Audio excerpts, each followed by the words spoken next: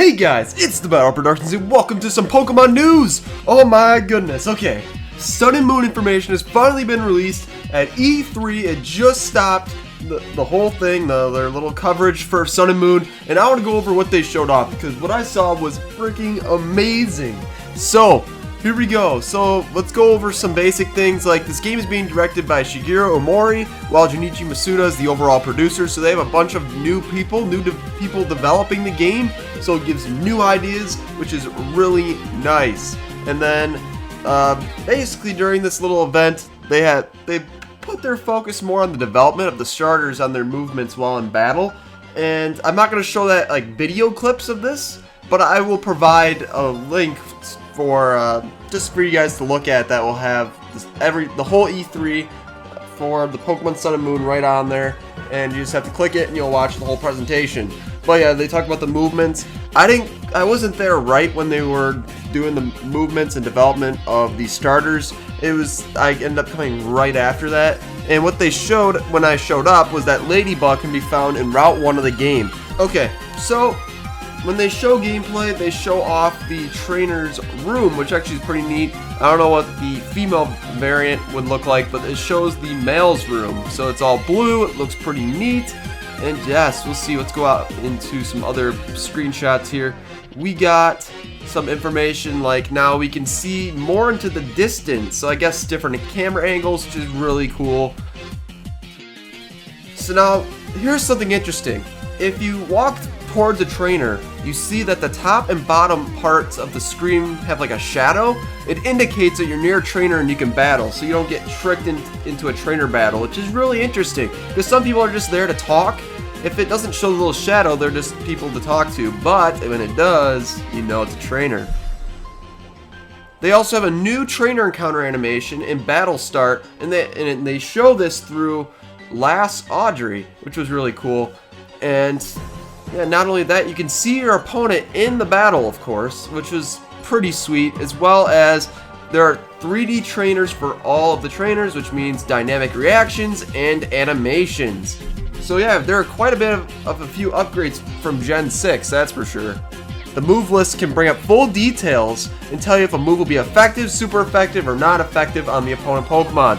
I do not have a screenshot of the bottom screen showing what's effective and what is not. However, in the presentation they were talking about it and they did show it. I just cannot find footage online with the type coverages. So for any new people that are playing Pokemon, this is a friendly feature for you guys. I thought it was pretty neat they're doing this, but at the same time I just hope it's a feature you can turn off, just because it's like, okay, some of the experienced Pokemon players, they don't need that.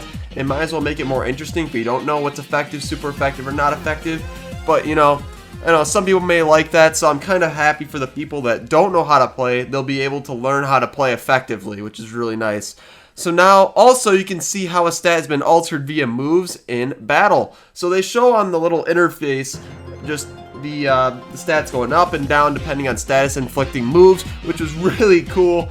And they just, you know, it just tells you, like in Pokemon Insurgents, when I did that Let's Play, it tells you when your stats went up or the stats went down. Basically, this is what it does on the bottom screen. You click on a button, and it'll tell you all the status inflictions that were done on the Pokemon, which I wish it was on the top screen like it was in Insurgents, but it's really not that big of a deal. But okay, next, Ledyba is number 20 in the Alola Region Pokédex, and it shows you the evolution chain or if it forms a pair. So let's say you have Plusle and Minun. Let's say you caught Plusle, it would tell you there's another Pokemon that is involved in that pair. So Minun, I don't know if those two are in the game, I was just using them as an example. But they did show the evolution chain, so it showed Ledyba had one evolution like it normally did, so nothing new there. But now they start showing off some new Pokemon. That was amazing. They didn't give out much details, they just showed them fighting and catching. They did not show the Pokédex entry because they didn't want to spoil just if it evolves or do anything like that for this very first Pokemon. So the Pokemon they showed off, Yungoos, which is kind of like a main goose Pokemon. It's always hungry and can be found on Route 1. It is a normal type and its abilities are Stakeout and Strong Jaw. Stakeout does 2 times the damage to foes that switch in, enter field mid-battle. So this new ability right here is pretty interesting. I can't wait to see this actually work in play. It does, I mean, I don't think it would work well single player wise, but multiplayer wise, Once it's fully evolved, I bet this ability will still be there. It sounds like it would be a pretty good competitive ability. So when I saw this Pokemon, I'm thinking, holy crap, this thing looks pretty sweet. You know, there's been questions of whether or not the Pokemon Company has been running out of ideas for Pokemon, but I really like the design of Yungoos. And yeah, I mean, it looks pretty solid. I don't know, I kind of want to use it in my team. Guessing the type, I can see it being only a pure normal type after it evolves. If it doesn't, I can see it being normal electric. That'd be so cool.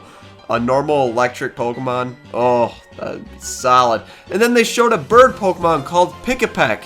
It's basically a woodpecker Pokemon. It's a normal flying type with the abilities Keen Eye and Skill Link. And I guess it has 2 evolutions in the Alola Pokédex. So that was pretty neat.